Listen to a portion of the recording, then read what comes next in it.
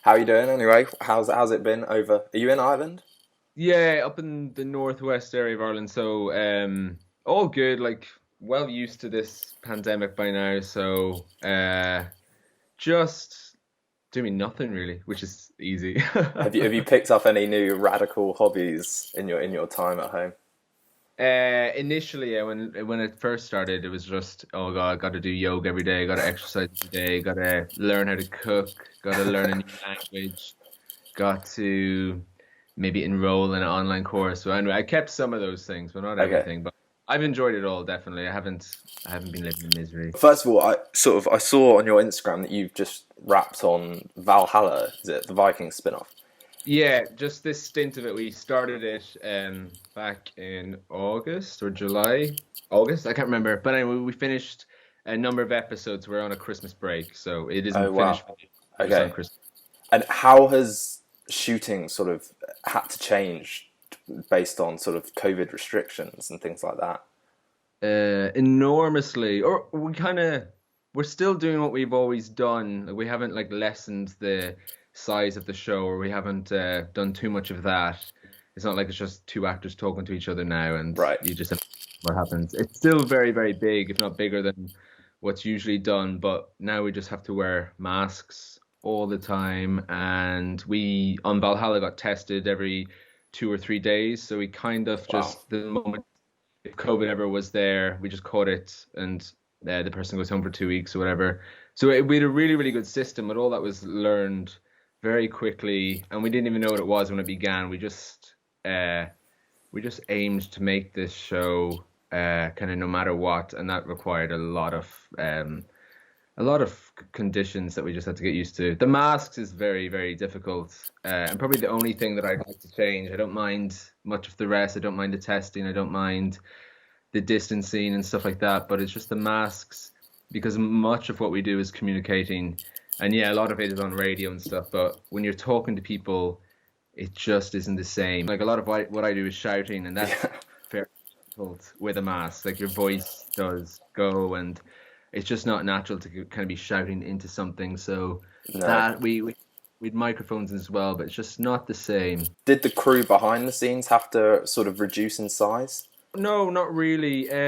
Yes, whoever could kind of work from home or come in early, different shifts did, like some of the office workers. But if anything, the crew might have got a bit bigger because of COVID. Like we created a whole COVID department, so that's more Right. crew and just stuff like that.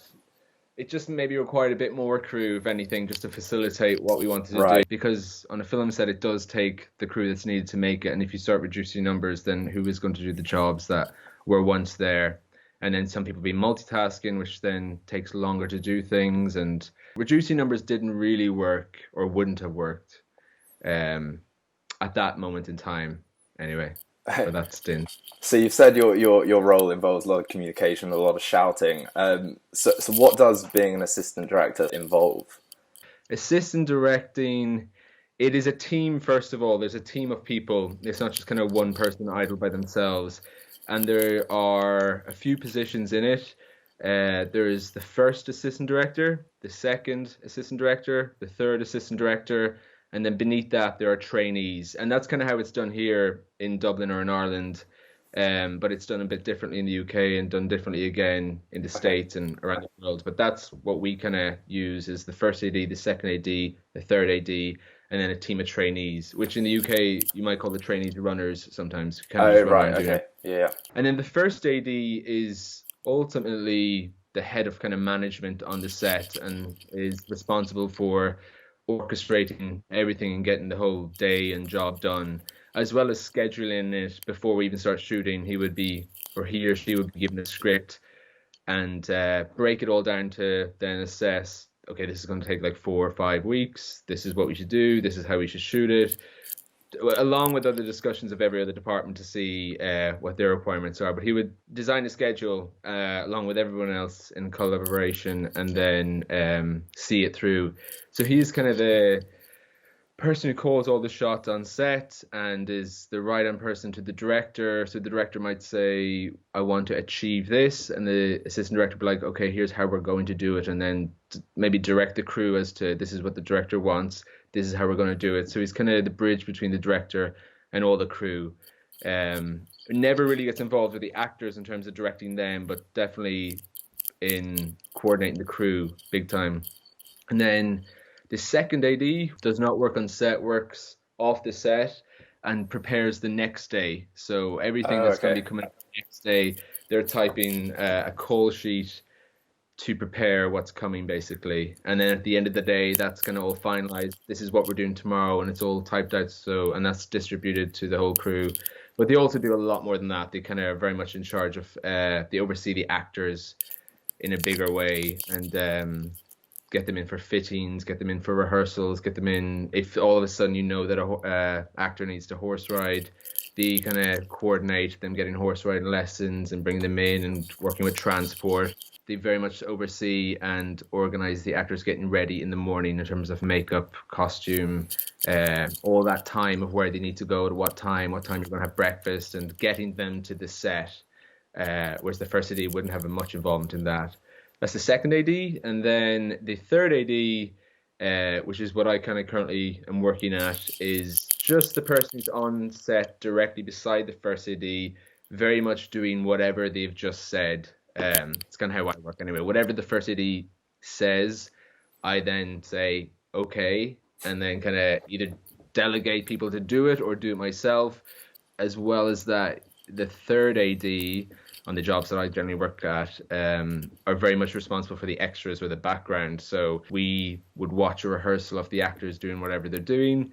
And then whatever day it is, if we have 100 extras or 2 extras or 200 extras, we would then talk to the director like, what exactly do you want to happen here? Like, so that's kind of 1, 2, and 3, the first, second, and third ADs. And then beneath that, there are trainees, sometimes 2, 1, sometimes 4 trainees.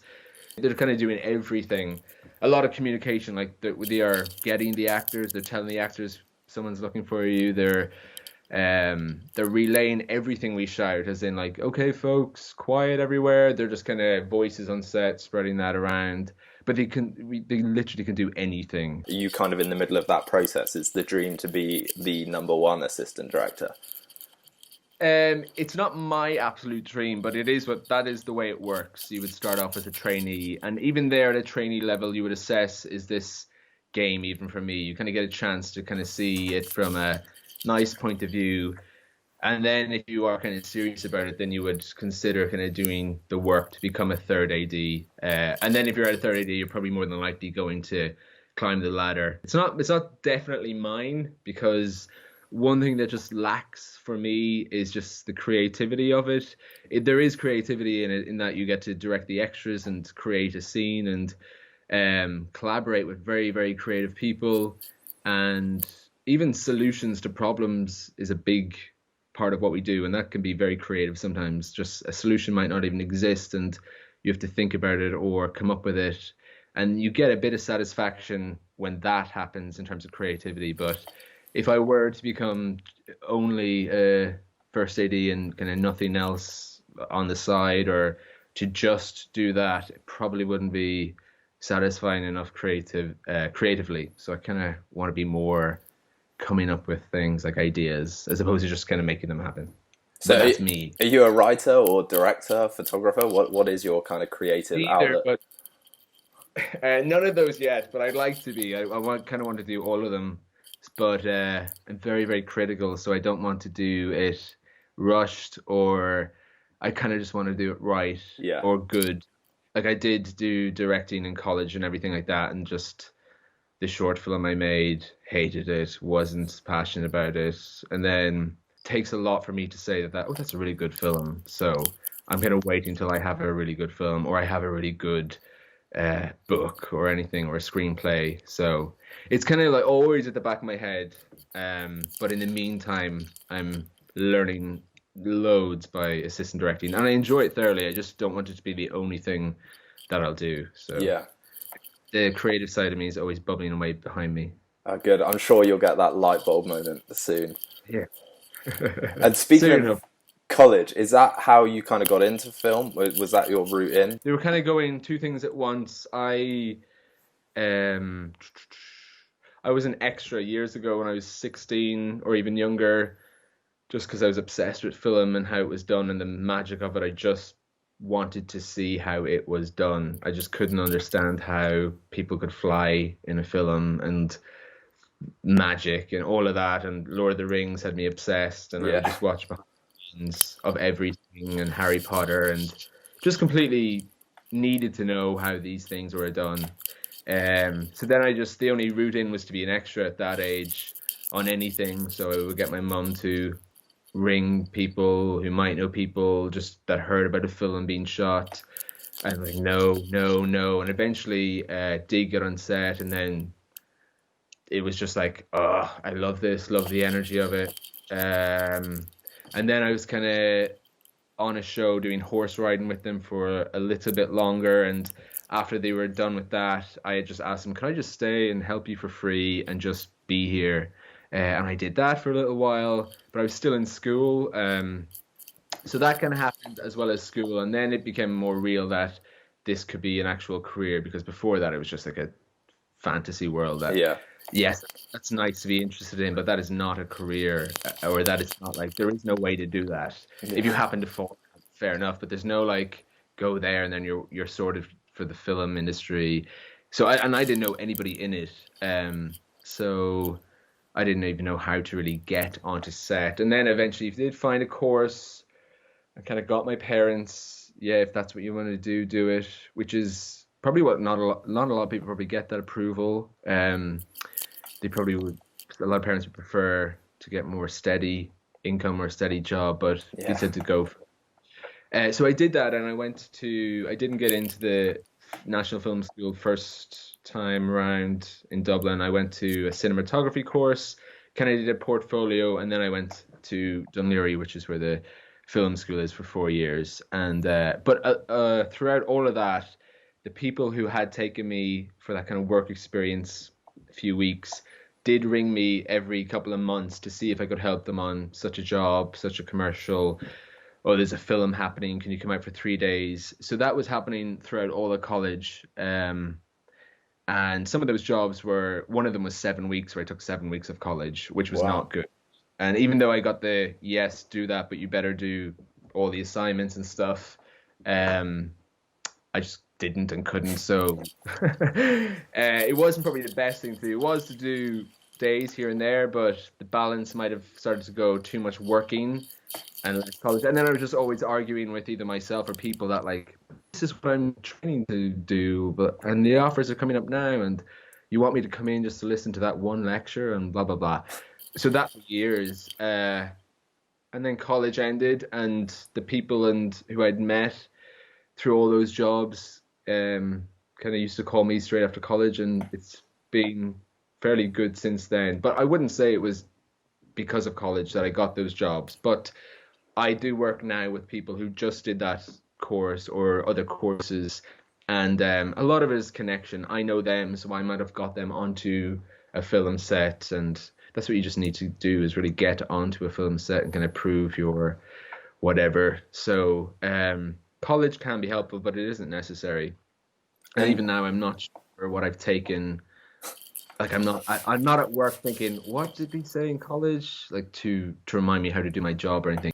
a lot of the projects that you work on are probably projects that shoot in Ireland. Yeah. Is working in Ireland something you just enjoy because it's sort of local to you and you can be close to family, friends? It wasn't, probably wasn't back in the day, like a few years ago, sorry, back in the day. And I went to the UK last year for a short time to do a job, and it is kind of all the same, little varieties of differences, but this is kind of where I have a place to stay and where my life is kind of going up around me. And the more that happens, the more I stay rooted to stay. But I'd love to travel with work more and maybe go off for a month, see that, come back home, and then a little while later go off somewhere else, see that, and then come back. So I have no desire to just uproot and leave. Yeah. Um, Ireland in itself, just from sort of watching Irish films over the last few years, it does seem like it's sort of growing as its own kind of like little industry. Is that something that you notice? I do think that we have very good quality shows and we can do pretty much anything. Like Game of Thrones is very, very, very good. I haven't actually watched it, but I assume it's good, seeing as everybody watched. But that's that you have the crew that can do something like that. You have the creative crew that can do something like Normal People, write a screenplay for that. Like I think we have everything available to us. And maybe we were lacking at a certain time good scripts or screenplays or stories, but that's starting to emerge now. And what else? I just think, yeah, like we have very, very good songwriters and poets and authors of books, but we probably just don't have what's needed for television. Very, very good writers just yet. But I think it's starting to merge now. But there's nothing like 10 years ago that I would think of it as an Irish production like that is very well written or that is very, very well. The dialogue and that is amazing. Whereas I would always think that about American productions and some UK productions, that dialogue or that story, the twist, the plot, the cliffhanger, they would grip me in American productions, but not so much in Irish productions. But everything else would be good in the Irish productions. And now, recently, the quality of the writing is starting to come out in Irish productions. So then I think then we have everything, maybe. Yeah, I mean, I sort of, the last one I saw that you've worked on is Calm with Horses, and like that completely took me by surprise. That was a brilliant film. I really enjoyed that. Do you prefer working on film or TV? Like, how does your role vary or sort of change according to what medium you're working on? Most of what I do and have done is television, like drama series, with the odd film here and there. The odd difference, well, one is the length of the job. A film like Can with Horses is 7 weeks, and it can be exciting that, okay, we're doing a film, you kind of give it your all for 7 weeks. It's going to be exciting. You read the script and you see it through, and it is a different energy to it. On a film, the crew could be often smaller. On a film like that, anyway. Uh, what else would I notice? That if the pace can sometimes be slower in a film, whereas on a TV show, it's like, holy crap, this is I think television is really good for training because sometimes we would get crew or even people like trainee ADs or anyone in the AD department who've just done low budget films or films, and that's all they've done, and then they would come on to something like Valhalla, and that's just such a bigger machine, a very, very fast paced machine. The crew all work much faster because they've done it for years and they're in a good flow of things, and they all know how to bounce off each other and work together because they work for a longer period of time, that it can be very, very fast but just as effective as going at a slower pace in a film. And on a film, you're landed into a crew that you don't haven't worked with for years all together. But yes, you'll know half the crew on it. But on a TV series, because it often goes into years and years, you really, really start to work very well with the people that you're constantly working with. But a film's like a fresh new face, or there's always fresh new faces. So you sometimes in the first few weeks of the film figure out, how does this person like to be approached, or what am I supposed to say? All Yeah, that. I think it's good to do both. It's good to do both, and I've no real preference apart from um, money is a whole side of things as well, and money is very nice when it's coming in more constant than not. So when you do a long job that's 20 weeks or more, that's just nice. It can be exhausting sometimes, but at the end of it, you're like, ah, that's nice. I feel a bit secure now financially. But if it's just a film for 5 weeks and then nothing for 5 weeks and then it's a bit more popping about the place. So I like the kind of security of a long running television show at the moment anyway. and how many years had you worked on Vikings? Since the beginning, so 6 years or a bit more. As a viewer, sort of, I noticed a massive sort of change in kind of production quality, scale. Is that something you notice on set? 'Cause obviously, after season one, there was a massive sort of shift in just budget, quality, and from season four, there was double the episode count. Yeah. Is that something you're very aware of on set? Does it just get bigger and bigger? So the first season, when that happens, they put so much money into building the set and building Kattegat and building the Great Hall and a lot of building stuff and making stuff because none of it exists yet and they're starting from blank, making the costumes, making this, making that. So a lot of the money's there. And then that happens, and then going into season two, you still have all that stuff. You still have the Great Hall, and you still have the set. So now you can use the money to either make it bigger or expand or get a whole new range of costumes or things like that. So you acquire a lot of equipment and costumes and props each season. When you're there, you kind of just notice that when you hear that you're doing 20 episodes, it's like, wow. But some of those episodes are very quiet and they're always followed by a big one. So some of those episodes are very much happen inside a studio with just actors talking to each other or big discussions. Um, and those sets probably are built there already. And then that will be followed by an episodes that's all done outside on boats and with Yeah. lots of extras. And that's, yeah. And the battles become more intense. Like in season one, I remember being amazed just watching two armies fighting because I had never done anything like before. I couldn't even understand how we're going to do this. And then that's done, and you've set a little standard. And then I'm sure with the writer and stunts, they just need to become a bit creative. Okay, we've done that, we've done that, we've done that.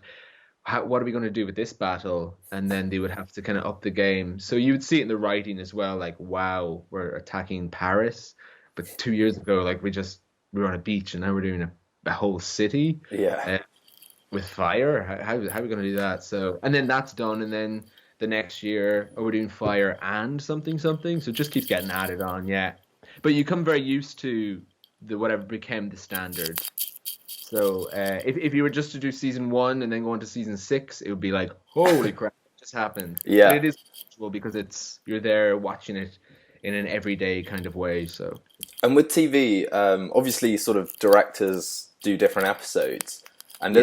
as an AD, how does that kind of affect you having to respond to sort of different visions and voices coming in to take hold of an episode or a series of episodes? Really good. As well as I would stay on the whole thing, but when I was talking about the ADs, the first AD and the second AD actually change with each director. So because there's a lot of work in preparing it and scheduling it, that if a director came on to something like Vikings, they would come in for 4 weeks and do prep, which is just preparing his or her two episodes. Coming up with all the ideas and coming up with how to shoot it, and then they'll be given 4 weeks or just more to shoot it, and then that's done, and then we're on to another director and another first and second AD, and we do their episodes, and then that's done, and they kind of rotate. So whatever first and second AD did the one previous, they'll be leapfrogging constantly. But yeah, when the director comes on, that is when it's all changing, it's really, really good because after 4 weeks of kind of one way of doing things, it's very nice just to have a complete shift. And it's like a brand new day at work. And on day one of a director coming in, it's like, what's this person going to be like? And you always have to kind of maybe, if you were for whatever reason slacking, you have to kind of have to perk up a bit, like, oh, this person doesn't know me, this director doesn't have a clue. Yeah, first impression. Need to be on my toes a bit, so that's good. And then you learn a lot, like you're constantly overhearing their ideas and how to do things. If it was one director for all of it, which would be impossible, but if it was, it'd become very predictable. But without that, you have a director come in and they come up with something that's just brand new, and they often do like to leave their own mark. They might have seen seasons one to whatever, and they're like, it seems to be always done this way, what about this way? And then we'd all be like, but we've never done it that way. Like, and then we just go with their idea, and it adds a nice newness and freshness to it. And then sometimes some people come on and they're mad, and you're like, whoa, this is going to be 4 weeks of craziness. Yeah. And that happens too, which is then exciting and challenging and all of that. So it's very good that that happens. And that's what I mean as well, the difference in film and TV. If you just did films, your numbers of directors that you've worked with are probably a little less than, you could work with 10 in a series of Vikings, 10 directors, and there's incredible learning opportunities in that because they're all extremely different. Has there ever been a day where, as an AD, everything's gone wrong, and like what are sort of the problems that you face, and how do you What's your process for solving them? That's kind of what the job is. Like filmmaking is that you prepare it, you imagine what is going to happen, you imagine what's going to happen, but just the way the nature of it is, you come in and something goes wrong, kind of continuously.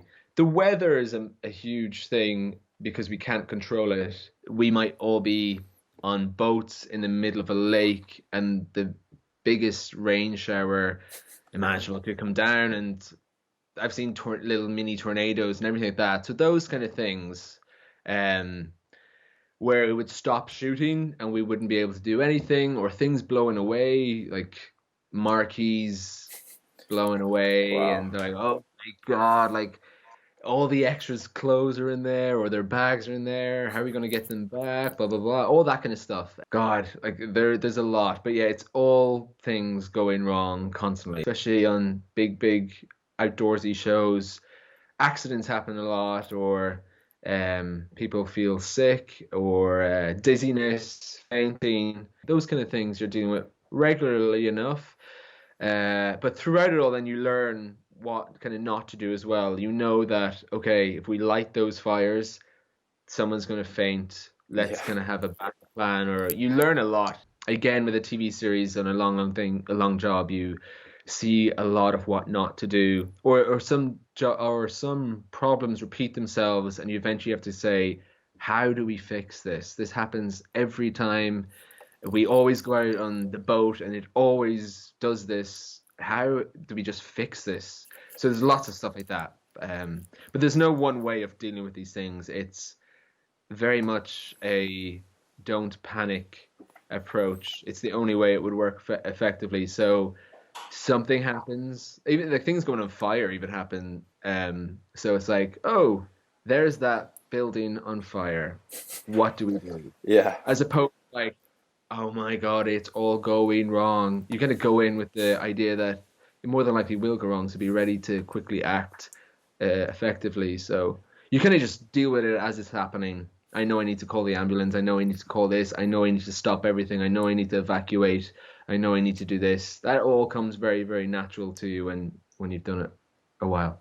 And did it take a while to sort of get into that sort of authoritative but calm sort of character? Is that something Yeah, you very. learnt on the job? Yeah, I was not like that. Absolutely not in the beginning, and even maybe only until recently. And that's always growing and always learning. And a lot of that is just because we do have different bosses, so we do have different kind of producers, we do have different first ADs who would be my kind of direct boss on several jobs. If you go into commercial, you're working with somebody who you might not have worked before, and you see how they do things. If you go on to another show or blah blah blah, you meet loads of people and you get to see how they do things. And with that, you also get to see what not to do. So you could work on a film for 8 weeks with an amazing first AD who is very calm, and things will go wrong, and you see that this person deals with it like he or she doesn't go mad, doesn't shout, just does it this way, and it was solved very quickly. And you just maybe think to yourself, that's kind of what I want to be like, or that's what I want to get to. And you'll go on to another job, and the smallest thing will happen, and they will explode and shout and be like, this can't be happening, this shouldn't be happening, what is going on? And for me, I was just always like, whoa, that's so different than what the other person would have done. So then you just kind of take the approach from people who you've kind of admired or been drawn to, and you kind of come up with your own way of doing things that is hopefully similar to what you've kind of strived to. A lot of that is experience, and a lot of it is just watching as well how people react to things. Because in the beginning, when you start out, and even me, I'm always just watching how people deal with things who are kind of above me or around me. And sometimes I'm absolutely amazed how calm they are, or how they don't freak out. And then sometimes I'm amazed how people in their position on other jobs do freak out. And I'm like, how did you get to where you are by freaking out all the time? So most of my focus is on that. The rest kind of then, once you kind of get that, the rest is very easy. Have you ever worked on anything where you because I saw you've worked on The Lobster. Um, do you ever sort of look at the concept or the script and think, what the hell am I involved with? Because it's a very sort of surreal concept. At that stage of what I was doing, I was very much kind of jumping from job to job. I was not in a long running series of things because I was quite new. So at that stage, I was doing a day here, and several jobs. But I think on the Lobster, I was either there for only 2 or 3 days in Blanchard, in a shopping center, and somewhere else. But yeah, with that, back then, just because you said the Lobster, I'd be so new and so scared to like annoy Colin Farrell or bump into the other actress. That's where my head would be at that level Yeah, of going on jobs. I'd be like, don't mess this up, don't arrive late, don't let your phone go off, don't do anything wrong. I'd be sitting there living in fear probably and just trying to impress whoever hired me that day. So at that level or on that job, I wouldn't have even had a clue what the actors were saying, even though they would have been there quite close. I would just be more like, here I am on a film set. Don't mess this up. Oh crap, I need to go to the toilet. Well, I just pretend I don't, so I don't need to ask anything. yeah. Um, those kind of things, what's happening there. But I have been on jobs definitely where you're watching it happen and you're like, what in God's name is this? And how is this going to end up on television? And when you sort of talk about like only working for a few days here and there, is that something that, because it's definitely something that as someone who wants to go into the film industry scares me, is the fact that you're only working for a certain amount of time on one project and then suddenly you're on the job hunt again. Is are you quite sort of secure now in your job? Do projects come to you quite consistently, or do you still have to sort of go out and look for things to work on? Uh, right now and over the last couple of years, it is quite secure, and I've been lucky and comfortable that jobs kind of do come without too much putting my name out there. But it's a small enough community here in Ireland that everyone does know each other, and um, but you have to work to get to that point. There's no other way about it, and before that kind of comfortable side of it, it is living in, oh God, is this the right industry for me? And it's great when it was great, and then the job finishes, and then you're at home, and your parents are asking like, "What are you going to do now? Maybe you should get a part-time job." Blah blah blah blah blah. Is that person going to call you again? And you're like, I don't know, I don't know. There is no film happening. Blah blah blah. That's happens for years, and everybody goes through that, including actors, probably more so than crew. But there is a whole uncertain side of it that is daunting and very scary in the beginning. And when I say the beginning, I mean for the beginning years. You could be lucky that you would be scooped up onto a long job like Vikings and be working for more than half a year, and that's great. But the likelihood is that you will just be bouncing around the place, trying to meet people, doing it 2 days, doing maybe at most a week or 3 weeks, and that will feel so great. And then you'll kind of just be, that's done.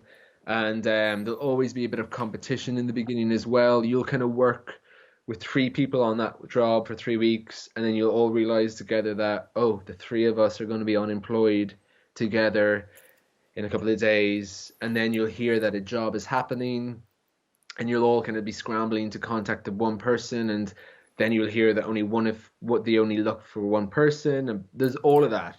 I would rather that and what I'm doing now, all the uncertainty, than having a secure job, definitely. I would not do well knowing where I'm going to be in 3 years' time, or even probably a year or 2 years' time. I like the uncertainty is very addictive. And every time your phone does ring and you get a job, it is a great feeling. And going on to a job is a great feeling. And finishing a job is a great feeling. And relaxing after a job and being able to kind of just randomly head off on a holiday or randomly be at home for 3 weeks and just kind of do your own thing. I find that really, really rewarding now, but I probably was scared of it initially. But I prefer this kind of a lifestyle Yeah. than, okay, Monday to Friday, whatever month of the year, and you get 2 weeks off and you pick your days. I would not do well with that. Plus, like when you say, am I ever going to write or whatever, like if you want, you can just, okay, I'm taking a month off or whatever, and I'm not going to work for this month. I'm just going to write. I like that not knowingness to it all. So follow your gut. Definitely, definitely. What was the moment, what was the production where you graduated from sort of trainee to third AD? And was that a big sort of jump in terms of responsibilities? What was that like? Vikings is where I probably learned most of my, or got all most of my training. I was doing a good bit before that, but it was always kind of a bit here, a film, a bit here, a bit here, a film. Um, and you're on those things, you're learning the basics, but I would have had no idea how to tell extras what to do or anything like that and those stuff. So then Vikings started, and then it's like hitting the ground running, lots of training. Probably still didn't know what I was at in season one of Vikings, and then season two, you kind of feel a bit more like you know what you're doing.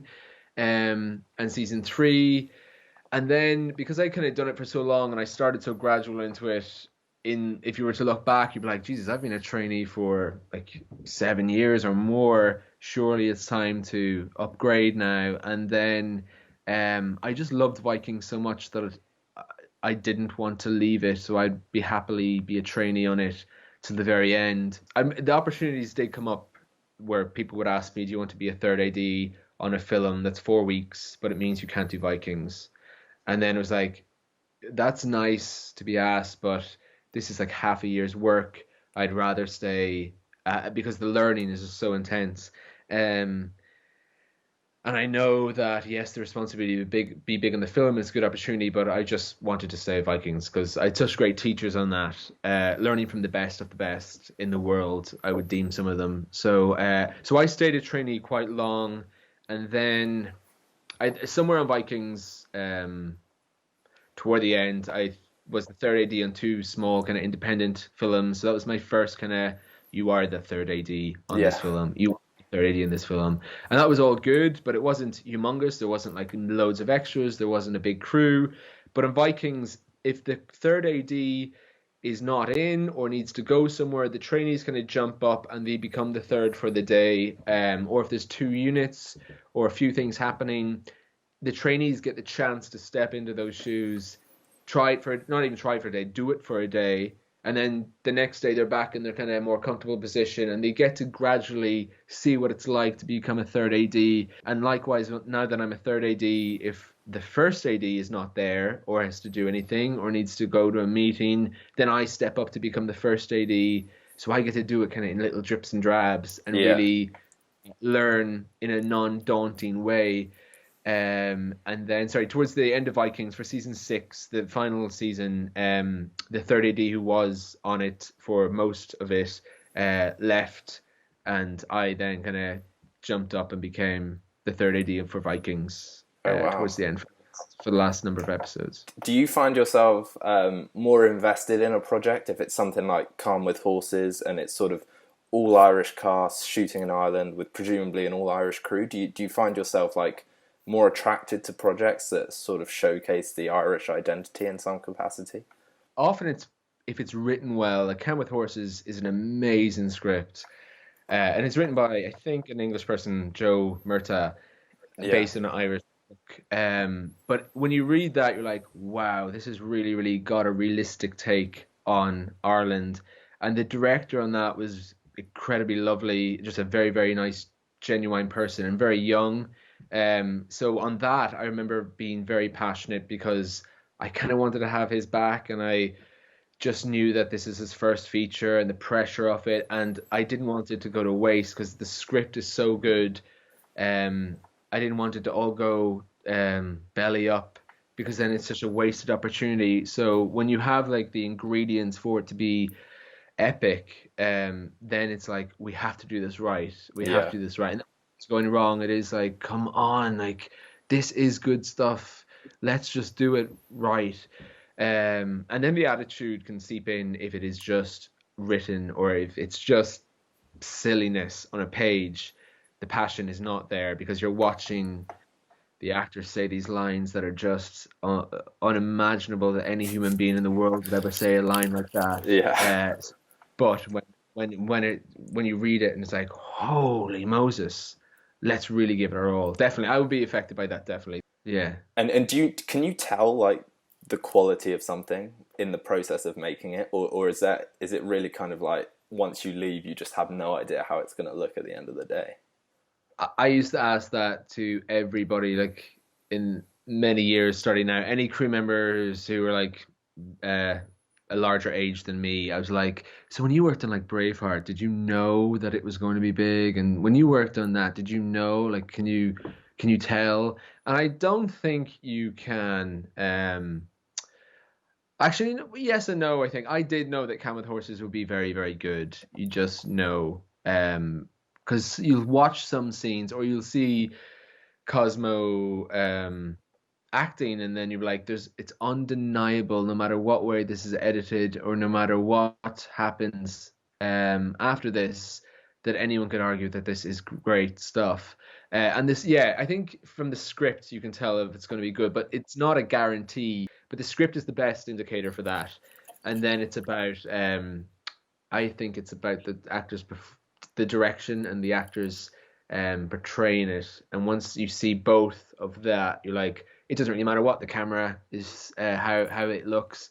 It doesn't really matter too much of the production value, but you have a real reality coming into this script, and that would be an indicator. But I haven't really seen it that many times Yeah, that happened. But Cam with Horses was definitely one. Cam with Horses is very, very different from the script, so it was met with many challenges as well filming it. So sometimes I think like it could even be better had such a thing not happened, or had such a whatever challenge. If that didn't happen, I think it could have been even better than what it is, definitely, because it was there's a lot in it that we shot that didn't make it into it for several reasons, I'm sure. But it's really, really, really good. I love it, but it's missing things that were also there. and what, if you don't mind me asking, what was your role on 1917? Yeah, for around 3 weeks.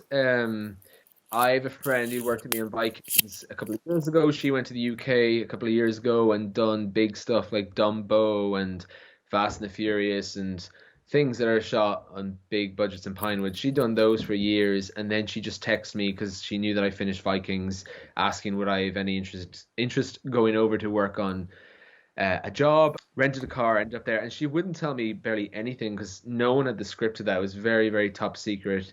She didn't even have the script, and she was on the full thing.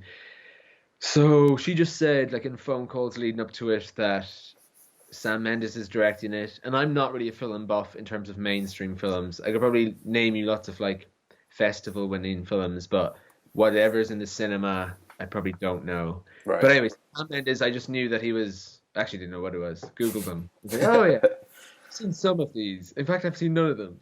But he was involved in a show called Penny Dreadful, which was shot here, and I worked in that, so I knew he was Yes. involved. Anyway, then I do know Roger Deakins from college because everyone used to go on about him all the time. So I had just knew about him. So I was like, wow, this is like big people. Um, and then she just said in a phone call that it's all one shot. And I was like, what?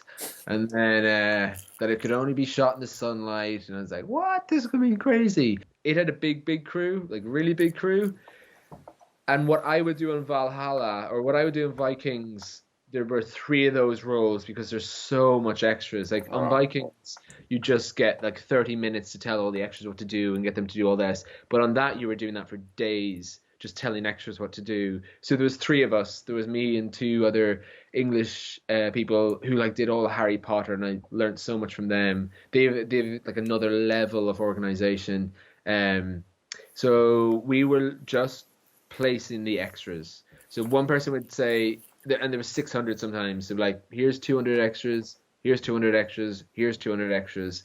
You would take them and you would start putting them in the trenches and give them all specific things to do. Like we were giving so much time to do that. You're never given that much time in any other job. So you'd be like, soldier number one, be pulling out the rifle, blah blah blah blah, done. Soldier number two. So that's what we were doing for 3 weeks, and Wow. then the most I took from that is the value in rehearsing and getting something right before you shoot it. Where on a lot of shows, it's just like, let's just shoot first time, let's just shoot it. we gotta go shooting, and then you just want to turn around and say like, well, you're shooting shite. They don't see a lot of people don't see the value in rehearsing because they just think that time's going to run out and they're going to not make their day. And if they're shooting something, then at least that's productive. But from what I've learned from good people on Vikings is that if you just spent like an hour sometimes of not shooting and fully getting the actors right in what they're doing and getting the extras all right and making sure that these flags go up at this time and just like so you can just watch it like action and have no cameras and just watch it, and when it's like flawless with your eyes, then it's kind of like bring in the cameras and shoot this. You're only going to need to do it 3 times. Everyone is fully aware of what's happening here. It's like a theater show. Shoot it. And that's kind of what 1917 was like. And the opposite to that is, okay, get everyone in, blah, blah, blah, blah, action, shoot it. And you're just watching it while the cameras are rolling. And it's all like, oh shit, oh fuck, he just bumped into that person. Oh crap. Oh god, the kid is looking directly at this, blah blah blah, and then it's like cut the cameras, and there's just an added pressure of guys, this is not working, da da da da da da da da, and then you're rushing in like kids, please don't do that. This is like a hot fire, don't touch it, blah blah blah. And you're just putting in all these fast messages and like and action, and it's chaos. So that's when you know as well that this is gonna be crap.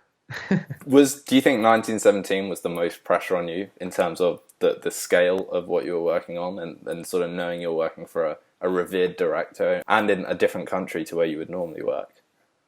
Before going, yes. Before I got there, I was. If you do get onto a job, you're often sent a lot of paperwork like the script, the crew list, what's happening, the schedule, and then you read it like before you even start, and like your anxiety just start to lessen because you're like, oh, there's only 30 people, okay, and you'd all start to like visualize it. Not that it's going to be like that, but it would start. The more information you know, the less you're like, what the hell is this? Yeah. So with that, I knew nothing. I really, and I'm not a war person at all. I have no idea of World War One or World War Two. So I was even Googling it, that kind of stuff, like watching World War Two YouTube clips, just to have some idea. Because I was like, I'm just going to land there and someone's going to hand me 20 soldiers and tell me to do something. I was like, this is scary. And then when I got there, it was so kind of slow and relaxed, and there was so much time given to stuff that we'd never have time for. Like the extras were briefed for 30 minutes about safety and how to not kill each other with the guns, and you're just there like with all that, it's all slowed down. You like get to watch that, like wow, they're really doing this correct, but you need money to do it that way, obviously. And then you get there, and then we're actually going to discuss and talk about exactly what these extras are going to do, and you'd be talking like, get them this, get them that, make sure they're this, and make sure they're that. Actually, for the first day, I kind of shadowed and just kind of slotted in because I didn't know anybody, so they kind of said just watch. And then on day 2, it was like, I know what we're doing, excellent, let's go at it. There's a lot of continuity in that job because it's not all one shot, it's several shots. So Yeah. if something changes, even if the weather changes, like whoa, it just got cloudy. Big continuity, the most I've ever seen on a job of continuity. You'd be like you'd stop on a certain frame and then maybe 2 days later have to start again, and then you'd see the picture and you'd be people's scarves would be like, and an inch that way and put his hair that way, and then to the extras as well, not just the Wow. actors. Or lift that sword or whatever rifle and meter that way, and then the person be staying absolutely still, and they'd be having like a visual mixer, just making sure that it kind of matches exactly, and then be like, and action, and then they continue. But that shot, whatever that could be, could have like 50 extras in it as well. So we would be hearing in our ears, go down to the guy, blah, blah, blah, get him to take a step to his left, get him to take a step to right. Everyone's just stay still, we're trying to get everything right here. They would even be wetting down the sand and stuff to make it the same color, just to match it. So with that, one day, towards the end, there was 3 extras missing. That was kind of my fault.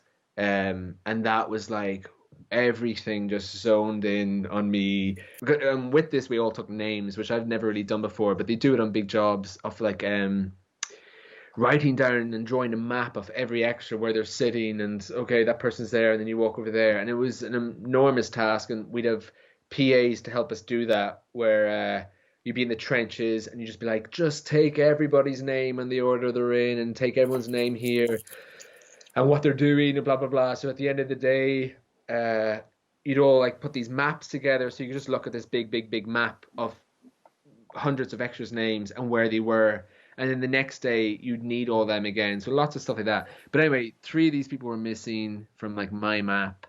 And I think they were just not there. And then the first AD was like the AD from James Bond and all these big films was like, do we not have these three people? And I was like, it's the breathless moment. And then I just said something like, just give me a second. And one big thing in film and probably life is to just ask for help, and it will come. Definitely. The worst thing I could have done there is like run around in circles for 5 minutes before I came back and told them that we didn't have them. That would just add to like hoping to God it will fix itself. But I just remember running up to like these people who do hair and costume and makeup and all these things, and there's a few spare soldiers, and I just like grabbed three soldiers, showed them a photograph of the three people who were missing, and I just said, please, can you make these three people?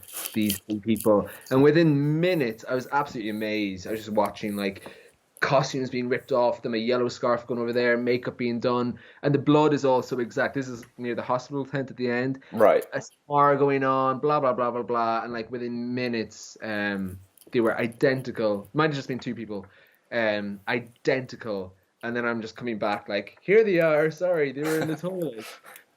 Just pretend you realize that like that happened. Like that was like enormous pressure, but I kind of do remember just saying, what am I going to do here? Like Sam Mendes is going to realize this in a second. I'm going to be like fired. And then it was just like, help. Yeah. And that often worked. And on Vikings and on big jobs too, I just always ask for help. Like, how do we do this, guys? Please help. And it just happens. And that's what you should do. I've seen 1917 a few times now, and I haven't noticed any of those errors. So it clearly worked a treat. They were identical. Yeah. What's next for you?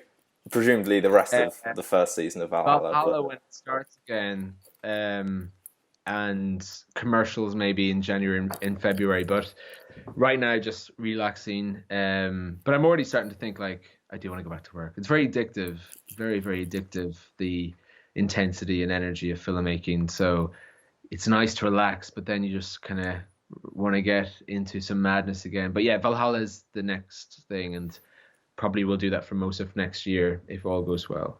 Oh, brilliant. Well, if you get any of your own ideas off the ground, I'd be more than happy to lend a hand with whatever you end up doing. Excellent. Writing that down now. Yeah, do it. But thank you so much for your time. I really appreciate it. It's the first person who's actually got back to me. So, yeah, it means a lot. You've given me more than I could have asked for. Absolutely incredible insights. So, yeah, have a very Merry Christmas, a Happy New Year. Okay, excellent. Okay, talk to you soon. Thank you very much.